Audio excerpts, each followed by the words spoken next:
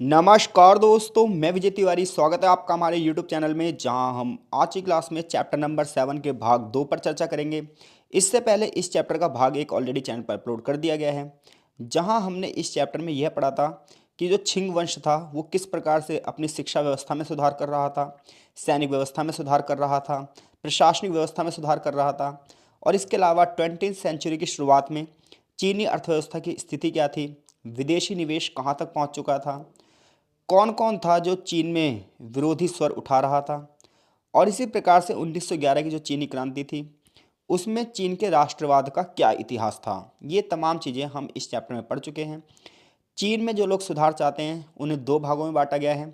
एक जो शांतिपूर्वक और तरीके से सुधार चाहते हैं उन्हें सुधारवादी कहा गया, जबकि जो हिंसा के माध्यम से तुरंत सत्ता को पलटना चाहते हैं उन्हें क्रांतिकारी कहा गया था।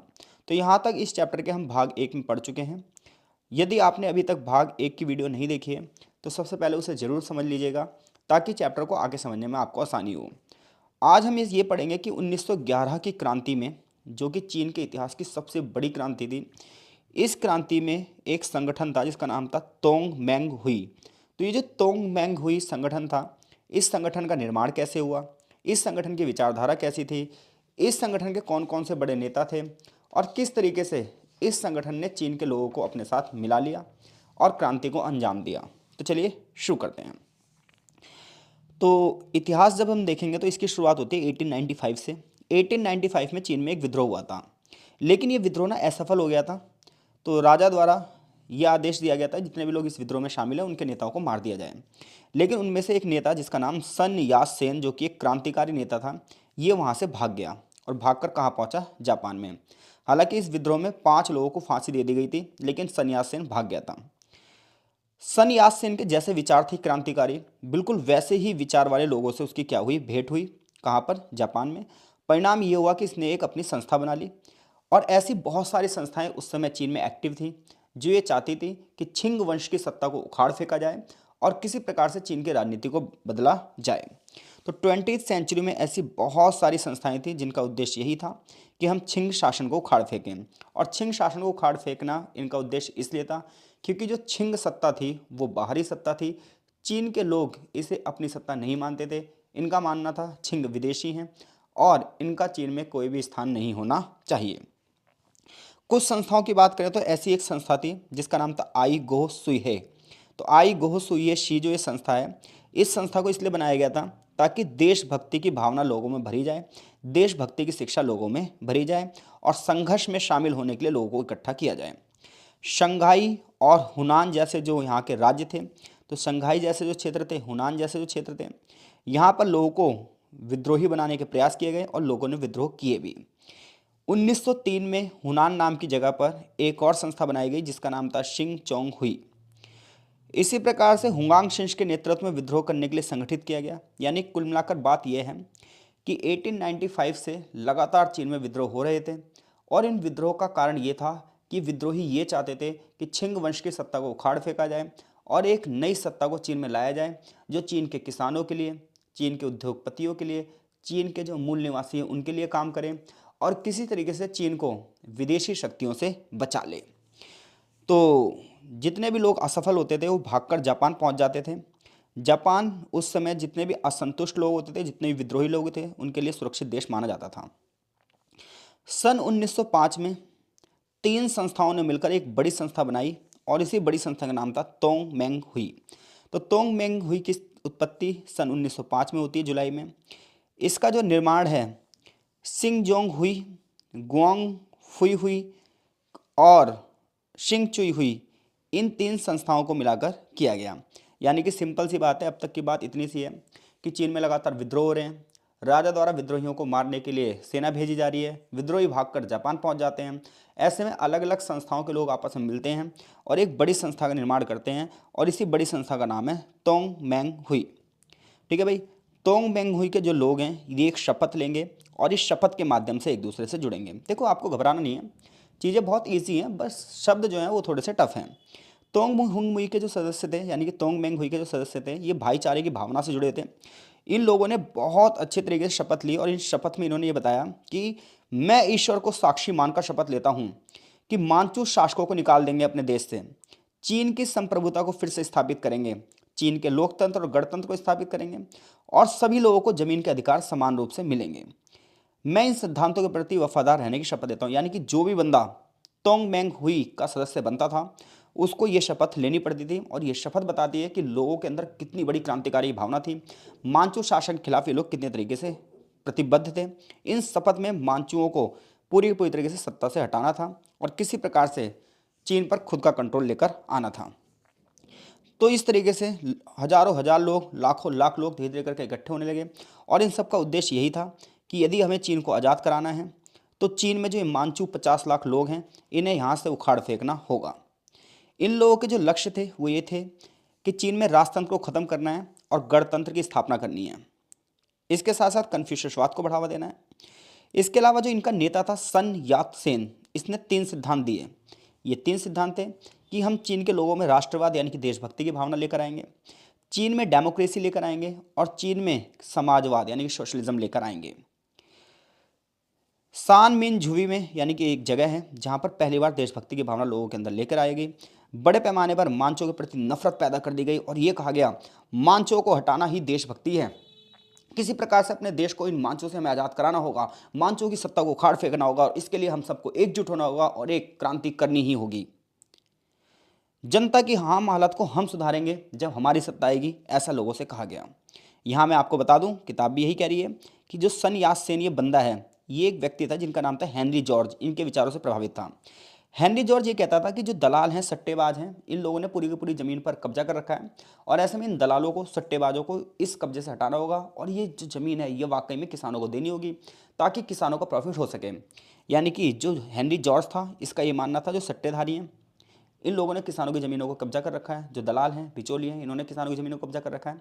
ऐसे में इन लोगों से ज़मीनें छीन के वास्तव में किसानों को देनी होगी और सन यात सेन इस विचार को बहुत अच्छे समझता था और उसने जॉर्ज हेनरी के इस विचार को बढ़ावा दिया। चीन में गणतंत्र की स्थापना की जा रही है। सन यात सेन बड़े पैमाने पर लोकप्रिय होता जा रहा है और लोग इसके साथ इकट्ठा होते जा रहे हैं। लेकिन सन यात सेन एक तरफ डेमोक्रेसी की बात कर रहा है, गणतंत्र की बात कर रहा है, चीन में राष्ट्रवाद की बात कर रहा है, चीनी लोगों के विकास की बात कर रहा है, लेकिन जो वहाँ के गरीब लोग हैं, कृषि की जो समस्या है, उसकी, किसानों की जो दीनहीन हालत है, उसको वो अनदेखा कर दे रहा है। जबकि चीन की आबादी में करोड़ों लोग जो थे वो कैसे थे, किसान थे। फिर भी भले ही इसने गरीबों को अनदेखा किया अपनी क्रांति में, फिर भी सन यात सेन और उसकी संस्था तोंग मैंग हुई को बहुत बड़ा समर्थन मिला। इसके जो राजनीतिक लक्ष्य थे उसके प्रति लोग समर्पित थे क्योंकि सबका ये मानना था किसी भी तरीके से हमें छिंग वंश के राजाओं को हटाना है। बड़ी संख्या में इसमें छात्र इकट्ठे हुए। सन यात सेन का मानना था कि आधुनिक गणतंत्र को बहुत ईजी वे में स्थापित किया जा सकता है, छिंग वंश की सत्ता को हटाकर डेमोक्रेसी यहाँ पर लाई जा सकती है। ऐसे में अगर हम ज़्यादा लोग इकट्ठे हो जाएं तो सन यात सेन एक उग्र आदर्शवादी था, एक बहुत बड़ा क्रांतिकारी था, लेकिन उसके सामने बहुत सारी समस्याएं थी। छिंग राजाओं ने क्या करा, इसे विद्रोह करार दिया और अपनी सेना को आदेश दिया कि भाई इसके जो क्रांति हो रही है इसे क्या करो, आप मिटा दो। ऐसे में क्या होगा, क्रांति के 8 प्रयास किए जाएंगे 1908 से लेकर 11 के बीच में। तो 1908 से लेकर 11 के बीच में गुआंगडोंग, गुआंगशी प्रांतों में विद्रोह करने के 8 प्रयास किए गए, लेकिन इन प्रयासों को असफलता मिली। छिंग वंश की जो सेना थी उन्होंने यहाँ पर बहुत तबाही मचाई, मारकाट मचाई और ऐसे में ये लोग फिर से यहाँ से भाग गए। उसका रीज़न था कोई बड़ा लीडर, एक दोस्तपूर्ण संगठन था, ठीक है, कोई बड़ा लीडर नहीं था, बहुत बड़ी ऑर्गेनाइजेशन नहीं थी, बहुत सारे लोग तो इकट्ठा हो गए लेकिन उन्हें कंट्रोल करने वाला कोई नहीं था। परिणाम ये हुआ कि तोंग मोंग हुई जो ये संस्था थी, ये संस्था उस तरीके से कार्य नहीं कर पाई जिस तरीके से इसे करना चाहिए था। लेकिन फिर भी ये लोगों ने हार नहीं मानी। ये लोग उस समय तो वहाँ से भाग गए लेकिन उन्होंने कहा नहीं, अभी हमें एक बार फिर से इकट्ठा होना है और यहीं से शुरुआत होगी 1911 की क्रांति। 1911 की क्रांति में 2 बड़ी घटनाएं थी। पहली घटना थी रेलवे और दूसरी घटना थी वुचांग नाम की जगह पर। तो रेलवे से शुरुआत कैसे होगी, तो देखो सीन ये था, पहले समझना बहुत ध्यान से। सीन ये था कि चीन में ना बड़े पैमाने पर रेलवे में इन्वेस्टमेंट की गई। रेलवे में जो इन्वेस्टमेंट की गई तो चीन में जो धनी लोग थे उन लोगों ने इसमें अपने शेयर लगा दिए और बड़े पैमाने पर पैसा लगाया। इधर चीन की सरकार ने क्या करा, 9 मई 1911 को ये कहा कि जो रेलवे है ये सरकारी संपत्ति, यानी कि रेलवे को राष्ट्रीयकरण कर दिया। राष्ट्रीयकरण मतलब ये कहा कि रेलवे ये जो है वो हमारी सरकारी संपत्ति है। हाँ, लोगों को मुआवजा दिया जाएगा, जिन लोगों ने इसमें पैसा लगाया है उनको उनका पैसा दिया जाएगा। लेकिन छिंग राजाओं के पास ये पैसा देने के लिए था नहीं, तो छिंग राजाओं ने ये पैसा क्या करा, विदेशों से कर्जा लिया विदेशों का मतलब Britain, France, Japan, Germany, America, Russia, इनमें से किसी एक से कर्जा लिया और उस कर्जे के माध्यम से वो पैसा इन लोगों को वापस देने की बात की गई। अब ऐसे में चीन के लोगों में निराशा आ गई। चीन के लोगों में निराशा ये आ गई क्योंकि उन्होंने बड़े प्रॉफिट के लिए रेलवे में इन्वेस्टमेंट किया था। उन्हें लगता था कि रेलवे प्रॉफिट में जाएगी तो इनको इनके शेयर भी बढ़ेंगे। लेकिन इधर छिंग राजाओं ने रेलवे का राष्ट्रीयकरण कर दिया और बड़े पैमाने पर उनको संपत्ति की हानि हुई। तो वो लोग क्या हो गए, वो छिंग राजाओं के विरोध में आ गए। इसके अलावा लोगों में एक चीज़ को और विरोध था कि भाई तुम रेलवे का राष्ट्रीयकरण कर रहे हो, कोई दिक्कत नहीं है। रेलवे के राष्ट्रीयकरण करने के लिए तुम बाहर से कर्जा ले रहे हो। अगर तुम बाहर से कर्जा ले रहे हो तो विदेशी कंपनियों को कुछ प्रॉफिट भी दोगे, तो विदेशी कंपनियों को प्रॉफिट क्यों दे रहे हो? ऐसे में जो देशभक्त लोग थे, जिनके अंदर राष्ट्रवाद की भावना बहुत तेज गति से बढ़ रही थी, इन देशभक्त लोगों ने कहा कि हम जो फाइनेंशियली किसी पर डिपेंड नहीं होना चाहते, और ये इनके अंदर नाराजगी थी। और इसी रेलवे को लेकर बड़े पैमाने पर दंगे फसाद शुरू हो गए और इन दंगे फसादों को बढ़ावा दे रहे हैं शेयर होल्डर्स। इन शेयर होल्डर्स की जो बैठक है वो 24 अगस्त 1911 को वहाँ की राजधानी चेंगडू में होगी। और इन लोगों ने कहा कि भाई देखो, हम छिंग राजाओं को किसी प्रकार से टैक्स नहीं देंगे, आपातकालीन स्थिति से निपटने के लिए अपने खुद की सेना बनाएंगे।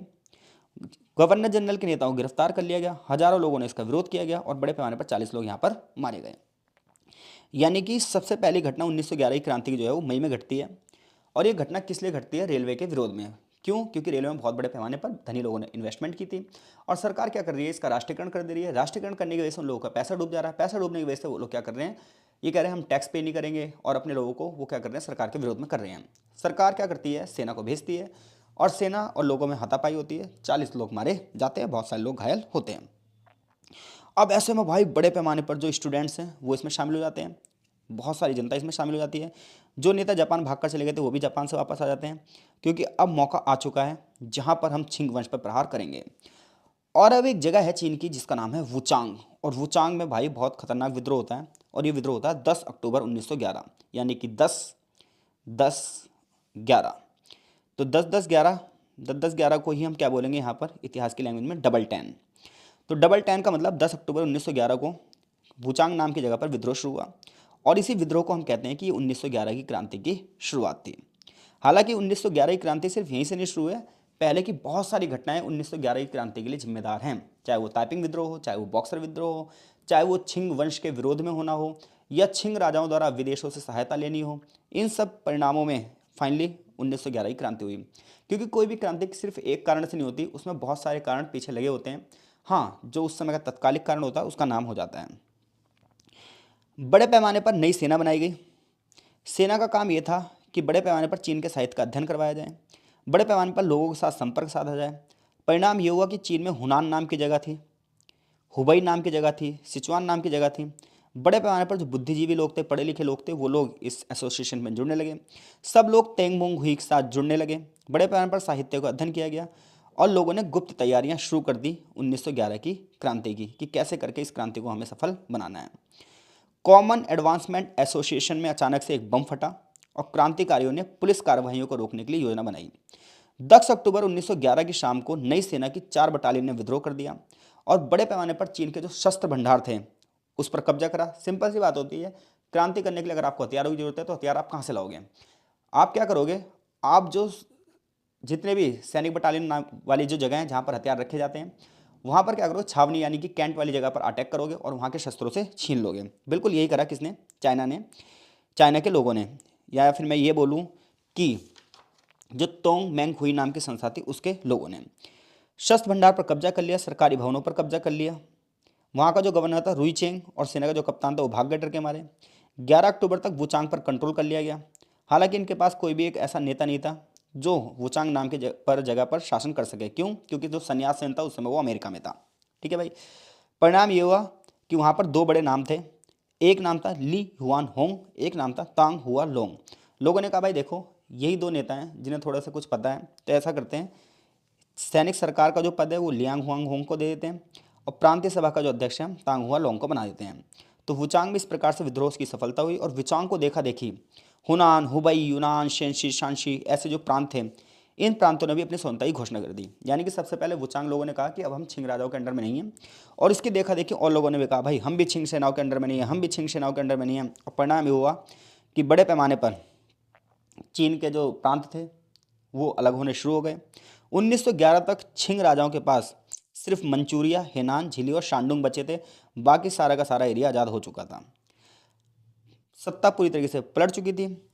छिंग राजा अब जवाबी कार्रवाई क्या करेंगे वो सुनो।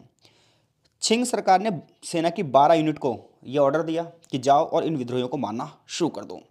लेकिन सेना की ये दिक्कत थी कि सेना वफादार नहीं थी राजाओं के प्रति।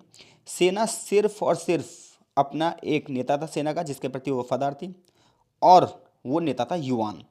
लेकिन समस्या ये थी कि युआन जो था ये रिटायर हो चुका था। तो सरकार क्या करती है, यानी कि छिंग राजा क्या करते हैं, वो ये कहते हैं कि भाई युआन को वापस बुलाओ। युआन को उसकी सेवानिवृत्ति यानी कि रिटायर के बाद उसे बुलाया जाता है। इधर युआन जो है ना, इसकी सहानुभूति विद्रोहियों के साथ है। तो ये कहता है कि भाई देखो, मैं इन लोगों को तब दबाऊंगा जब जितने विद्रोहियों ने क्षमादान दिया जाएगा, यानी किसी को फांसी नहीं दी जाएगी, और संसद की स्थापना की जाएगी।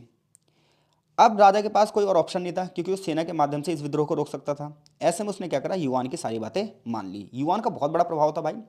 अब परिणाम ये हुआ कि जितने भी विद्रोही थे उन्होंने विद्रोह को समाप्त कर दिया। ठीक है, जितने भी विद्रोही थे उन्हें किसी प्रकार की कोई सजा नहीं दी गई, और ये कहा गया भाई संसद की स्थापना की जाएगी, युआन शिकाई को प्रधानमंत्री बनाया जाएगा। अब जो युआन शिकाई था, इसने बड़े पैमाने पर अतिक्रमण किया और बहुत सारे विद्रोहियों को क्या कर दिया, शांत कर दिया। अब ऐसे में जो संन्यास सेन था, ये तो उस समय अमेरिका में था। ये लिखा हुआ है, क्रांति शुरू हुई उस समय संन्यास सेन अमेरिका में था। और ऐसे में क्रांतिकारी ये चाहते थे कि चीन का जो राष्ट्रपति है वो कौन बने, संन्यास सेन बने। संन्यास सेन को ही चीन का प्रथम राष्ट्रपति चुना भी जाना था। लेकिन संन्यास सेन को ये पता था अगर मैं राष्ट्रपति बन गया तो जो बंदा युआन शिकाई है, जिसके अंडर में पूरी सेना है, बिना उसके समर्थन के मैं राजा नहीं बन सकता। क्योंकि भाई सिंपल सी बात है, कोई बंदा प्रधानमंत्री राष्ट्रपति तो बन सकता है, लेकिन अगर सेना उसका समर्थन ना करे तो अपना शासन नहीं चला सकता। तो इसलिए सेना का समर्थन बहुत ज़्यादा जरूरी है। ये बंदा बहुत तेज था संन्यास सेन। संन्यास सेन ने कहा भाई देखो, मैं राष्ट्रपति नहीं बन रहा, एक काम करो युआन शिकाई जो है ये राष्ट्रपति बन जाए, लेकिन ये क्रांतिकारियों को किसी प्रकार की कोई सजा नहीं देगा। कह रहा मैं त्यागपत्र दे देता हूँ और नए गणतंत्र की स्थापना करता हूँ। युआन शिकाई ने कहा भाई ठीक है, मैं किसी को किसी प्रकार की कोई सजा नहीं दूंगा, तो मुझे राष्ट्रपति बना दो। सन यात सेन ने क्या करा, इस्तीफा दे दिया और युआन शिकाई पहला राष्ट्रपति वहाँ का बन गया। इधर जो छिंग राजा थे, इन्होंने अपना पद त्याग दे दिया। इन्होंने कहा भाई ये जनता की इच्छा है, ये स्वर्ग की इच्छा है, और इसके आगे मैं समर्पण कर रहा हूँ। और 12 फरवरी 1912 को राजा ने अपने पद से त्यागपत्र दे दिया। इस प्रकार से छिंग वंश समाप्त हो गया और चीन में गणतंत्र की स्थापना हो गई। तो ये चीन की क्रांति थी। छिंग राजा जो कि 1644 से शासन कर रहे थे, फाइनली 1912 में उनकी पूरी सत्ता क्या हो गई, खत्म हो गई। हालांकि इस सत्ता को खत्म करना इतना आसान नहीं रहा, बार बार विद्रोह हुए, बार बार विद्रोहों को दबाया गया। लेकिन अब चीन की जो जनता थी वो चाहती थी कि छिंग राजवंश का समापन हो। छिंग राजा ने भी इस बात को समझ लिया था और फाइनली उन्होंने क्या करा, अपना समर्पण कर दिया, अपने पद से त्यागपत्र दे दिया। क्रांति का परिणाम क्या हुआ? क्रांति का परिणाम यह हुआ कि बिना खून खराबे के राजा को हटा दिया गया। लेकिन क्रांति की बहुत सारी कमजोरियां भी सामने आई। क्रांति की कमजोरियां ये थी कि हर एक बंदा सत्ता का लालची था। जहां युआन राष्ट्रपति तो बना, लेकिन सरकार के प्रति वो समर्पित नहीं था। वो चाहता था कि उसी की सत्ता हो और हर एक बंदा उसी की बात को माने, क्योंकि वो बहुत ज़्यादा शक्तिशाली बंदा था। इसके अलावा बहुत सारे जो राजनीतिक गुट थे, उन्होंने पॉलिटिकल पार्टियां बना ली और एक दूसरे का विरोध करना शुरू कर दिया। लोकतंत्र की सबसे बड़ी समस्या यही है कि कीचड़ एक दूसरे के ऊपर उछालते रहो, देश के ऊपर ध्यान मत दो। लियांग किचाओ एक बहुत बड़ा नाम था जो कि सुधारवादी था। इसने अपनी एक पार्टी बना दी, डेमोक्रेटिक पार्टी, जिसे मिजुदांग भी कहा जाता है। इस प्रकार से चीन में बहुत सारी पार्टियां बनने लगी, नेशनल पीपल्स पार्टी बन गई। 1913 में पहली बार संसद के चुनाव हुए, ये क्रांति का परिणाम था। इन चुनावों में एक पार्टी थी गोमीदांग, ये सबसे बड़ी पार्टी बनी और गोमीदांग को सबसे अधिक सफलता भी प्राप्त हुई। लेकिन ये ज़्यादा लंबे समय तक कुछ चल ना पाया और आगे चलकर हत्याओं का एक खेल शुरू हुआ। जितने भी विरोधी नेता थे उनकी हत्या करवानी शुरू हो चुकी थी। ये माना जाता है कि जब युआन राष्ट्रपति बना तो विदेशी जो लोग थे अब वो भी इंटरफेयर करेंगे, क्योंकि विदेशियों ने 2 करोड़ 50 लाख पाउंड का ऋण ले रखा था। ब्रिटेन, फ्रांस, जर्मनी, रूस, जापान, ये सब जो बैंक थे इन्होंने कर्जा दे रखा था और ये कर्जा वापस मांगेंगे। कर्जा वापस मांगेंगे तो चीन की अर्थव्यवस्था क्या हो जाएगी, बिल्कुल बद से बदतर हो जाएगी। तो चीन में एक तरफ तो क्रांति हो रही है, नए शासक आ रहे हैं, लेकिन कमजोरियाँ वही बनी हुई है, गरीबी, बेरोजगारी, भुखमरी, विदेशियों का इंटरफेयर। क्या चीन के जो नए शासक हैं, चीन के जो नए राष्ट्रपति हैं, वो इन सब चीज़ों को पूरी तरीके से टैकल कर पाएंगे? ये तमाम चीज़ें अगले चैप्टर में आपको पढ़ाई जाएगी। तो यहाँ से यहाँ तक जो है चीज़ें आपको क्लियर करवा दी गई हैं। 1911 की चीनी क्रांति, उसके कारण, उसके परिणाम, ये तमाम चीज़ें हम पढ़ चुके हैं। आगे चैप्टर का सारांश है, ठीक है। ये चैप्टर यहीं खत्म होता है। मिलते हैं आपसे नेक्स्ट चैप्टर में, तब तक के लिए आपका बहुत बहुत धन्यवाद। आशा है चीज़ें आपको समझ में आ रही होंगी।